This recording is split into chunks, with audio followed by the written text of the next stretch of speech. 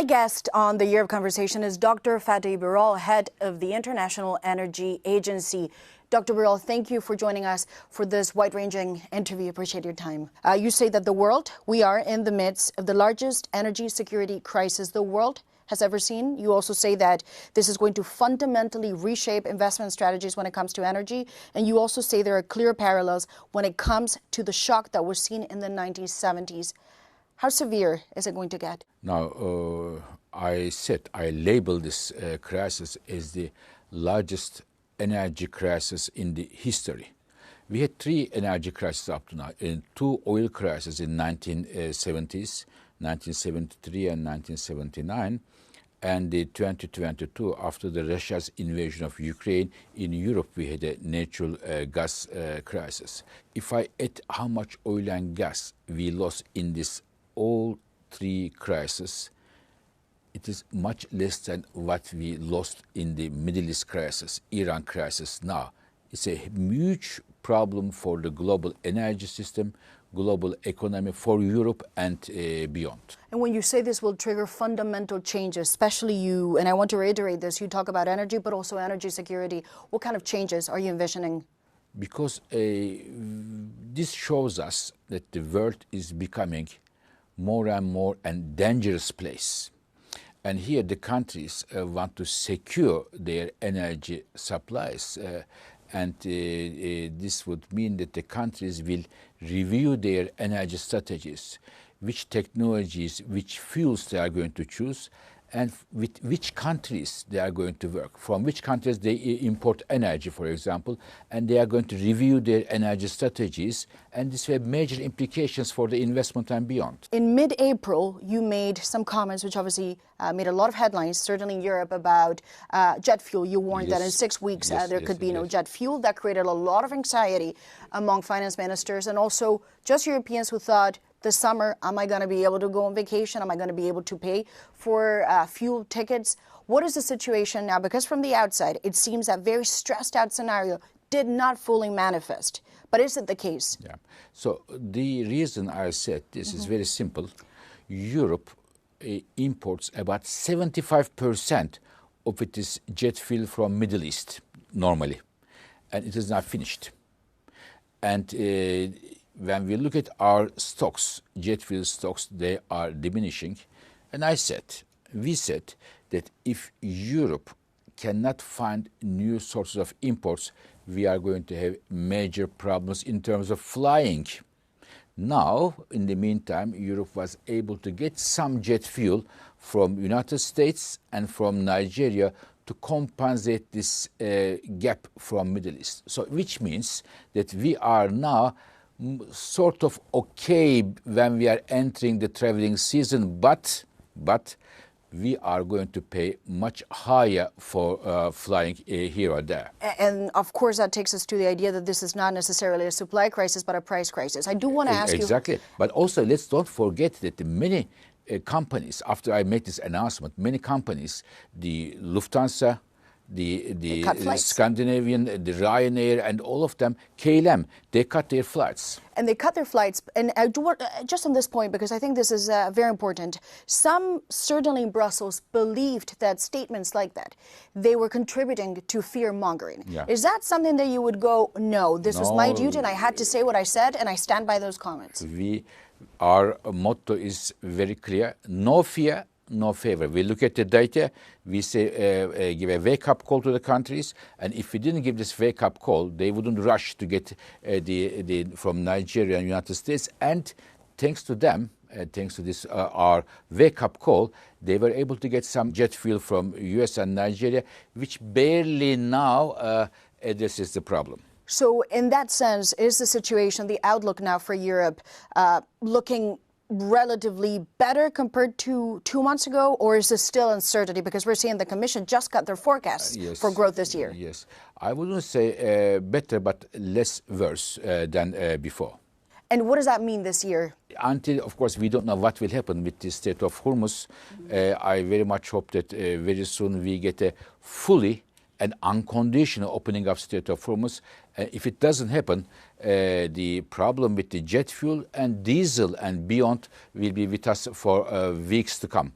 And is there a timeline that you foresee? Because the Trump administration has been saying now for weeks that there is a plan. Manifestedly, the Strait of Hormuz is still shut. Yeah. So is there a timeline that you work with? Yes, I very much hope that the Strait of Hormuz is open fully and unconditionally, because in the absence of the opening up the strait, we will have serious problems with the both energy sector but also agricultural sector, because a lot of fertilizers go from this strait. And the problem is the following: the month of July and August, we are starting the traveling season, demand goes up, and also planting season for the farmers. So we are seeing on one hand the supply, the production of the energy and the fertilizers are going down, and at the same time the demand is going up because of the seasonal movements. The U.S. was very critical of the Europeans, certainly in the context of NATO, that they are not, quote, doing enough to reopen the Strait of Hormuz. Is there a form of criticism on the Europeans on your part, or do you understand where they're coming from? They cannot just open this overnight, and this is a global crisis. Yeah, I mean, the geopolitical situation is very fragile, and it is not a secret that there are different views between the countries, even the two sides of Atlantic. But despite that, I can tell you that one of the reasons why we are not in a worse shape today, International Energy Agency, on 11th of March, I announced that we released 400 million barrels of oil. Historical release. It gave a lot of comfort to the market, and we were able to get this release with the unanimously. United States and Europe came together with Japan and the other countries. So it was a real success story. But at some point, the market is going to look at it and say, is this enough if the Strait of Hormuz does not reopen? Do you foresee another release will be needed this year? That release brought the prices $20 down, which is very good, very important for Europe and for everybody in the world. Most of people in the world, I should say. And it was, even though it was historic, 400 million barrels, it was only 20% of the reserves we have. Still 80% is here. If it is needed, we will be ready to release those stocks when and it is decided. So this is something that you contemplate and that you believe the different members, the U.S., the Europeans, and not just, will participate if a second round is needed? So we are, of course, always monitoring the markets. If there is a need or not, I am discussing with the government leaders in Europe, US, Japan, Korea, and the others. If there is a need, we are ready to act immediately. And you're thinking this would be by the summer, if you get to Q3 and there is still no resolution? Is there a date you work with, or this is just an intention? No, this is a plan. If it is in place, if there is a need, and we will decide when it is, depending on the market conditions, especially what will happen with the Strait of Hormuz. This is not necessarily a supply crisis. The oil could be pumping. The issue is, well, the Gulf countries have been attacked and you cannot get the oil out through the Strait of Hormuz. So it is a pricing issue for the Europeans. Yeah. There's a lot of concern in Europe that, given the background of what happened in 2022, the EU cannot enter another bidding war. We've seen the Italian Prime Minister very critical, saying oil at this level, this is really hurting the industry. What's the alternative? What can be done? So, in fact, as a world, we are a bit fortunate, because before we entered this crisis, before the 28th of February, we had a lot of oil in the markets, a surplus of oil. And after this crisis has started, we used the surplus and we released some stocks. We are using that as well. And the stocks are coming to almost a zero line. If the stocks continue to come down so much, plus the July, August, the demand is going up because traveling season. So I would call we are entering the red zone in terms of the implications on the markets. What does it mean? It means we may well see the inflation numbers in Europe and beyond will go up. Economic growth will suffer. Europe will definitely, once again, after the Russia's invasion of Ukraine, we already went through this difficult time. We may face again a difficult time if the situation is not better and if the problem with the Hormuz is not solved. And a difficult time means what? Because there is a disagreement among members of the EU that the Commission has not put forward all the measures that it could. Some member states say this is a real crisis. It's a quiet crisis because the spike in prices is not overnight, but it has stayed elevated for a long time now. What more can be done? Do you understand the frustrations of Giorgia Meloni, let's say? She's been very vocal about this. I think this is, all the leaders in Europe are concerned about this, I can tell you. All the European leaders, but not only Europe. I was in the UK.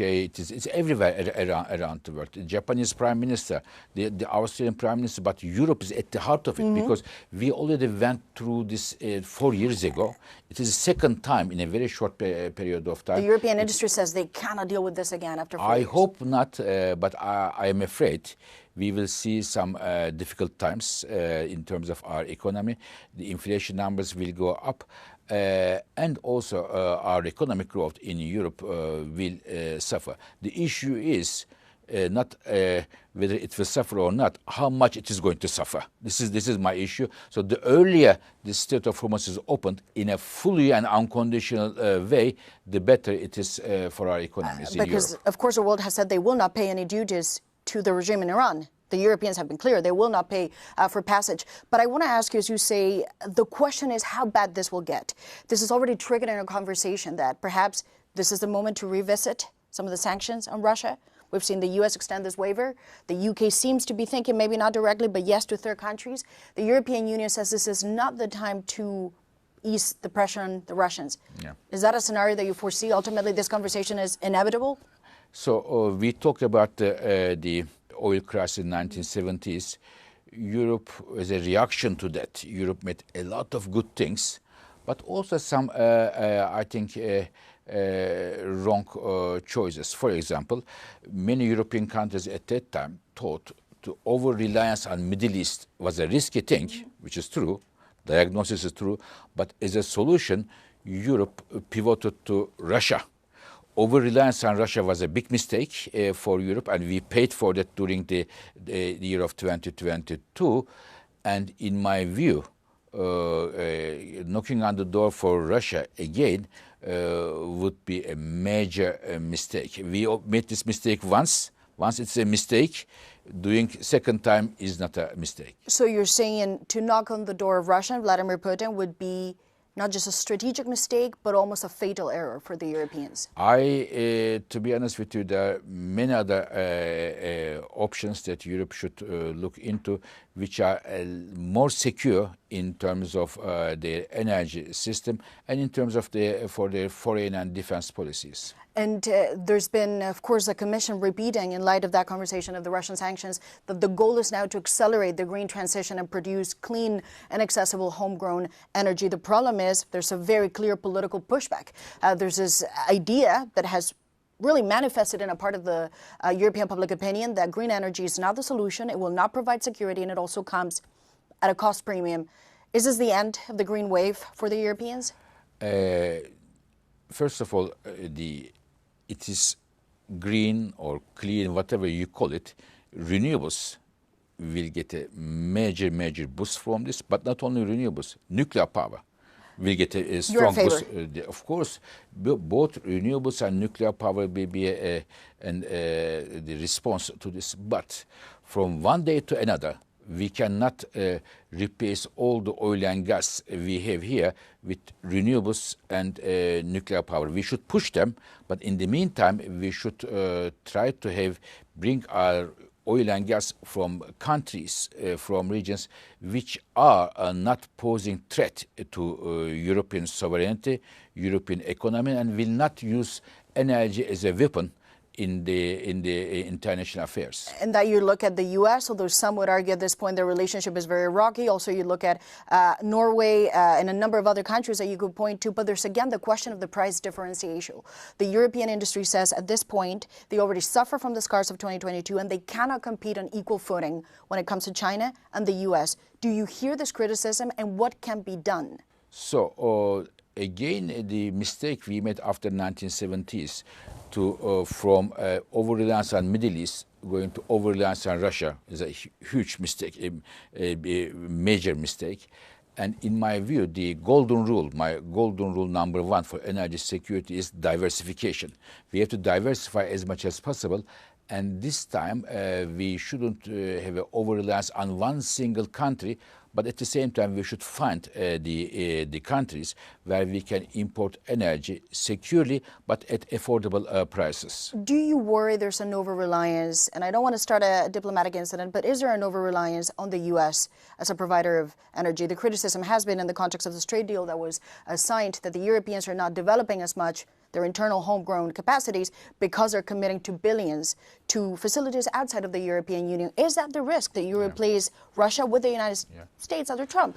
U.S. is a major oil and LNG gas exporter now, and it is very normal that Europe should get oil and gas from United States. We're not becoming overly dependent. But whoever it can be U.S., it can be Norway, it can be, we should diversify it. We shouldn't put all the eggs in one basket. This is the rule number one for me for the energy security. And I have two final questions on this point. There is a debate, certainly in the European Parliament, but also at the top levels of the European Commission about what to do with some of the laws that have been approved. They have been approved. They are the law now. But the implementation, the dates, the timeline, perhaps suspending some of those green clauses which now have become clean. Nobody talks about green, they talk about clean now. Is that a fair case? Is this the time to say, let's just stop adding things, take a breather, this is a crisis, let's just pause it? Yeah. In my view, this crisis is a very important time for Europe to rethink its energy strategy, long-term energy strategy, because I believe European competitiveness and European sovereignty will critically hinge on what is our energy strategy. Now, we will use oil and gas for some time to come. It is impossible to replace it. But in my view, Europe's energy future is electrification. We will not suddenly discover in France or in Germany or in Poland somewhere huge amount of oil and gas. It would have been already been discovered.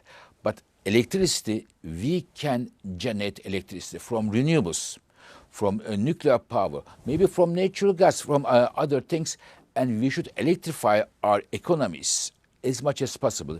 We should our transportation system, as much as possible, electric cars. We should our heating Why isn't that homes. happening, Dr. Birol? It is. I think we have Diagnosis is not new. We have not yet given enough attention to this. For me, electrification is not an environmental issue, primarily.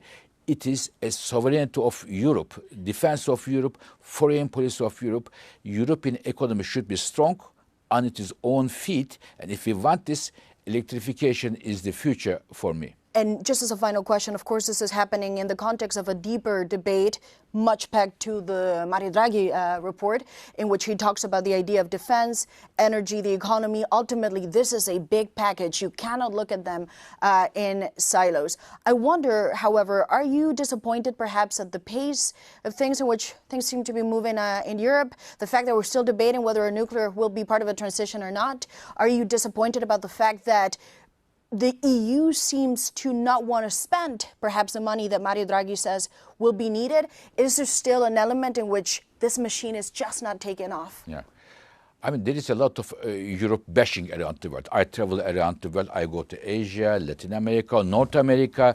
They bash Europe? No, they bash Europe. And I think, and Europeans bash Europe as well, more than the others themselves. Now, I tell you something. The Europeans bash themselves too much? Of course, too much. And they are a bit unfair to Europe. Europeans, but everybody else. Now, I have to tell you something. When I go around the world, if I ask the people in Asia, Latin America, North America, where would you like to live? Number one always comes to Europe, because Europe has the values which are very important for the humans, democratic values.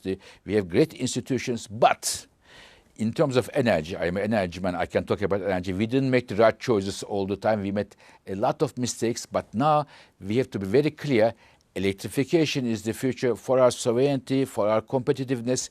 And if we make the energy decisions right, I think Europe will be very strong in terms of its economy, foreign policy, and defense. I believe it is at the heart of energies now, at the heart of European competitiveness and sovereignty of the continent. Well, Dr. Fatih Birol, thank you so much for joining us on Euronews. Thank you.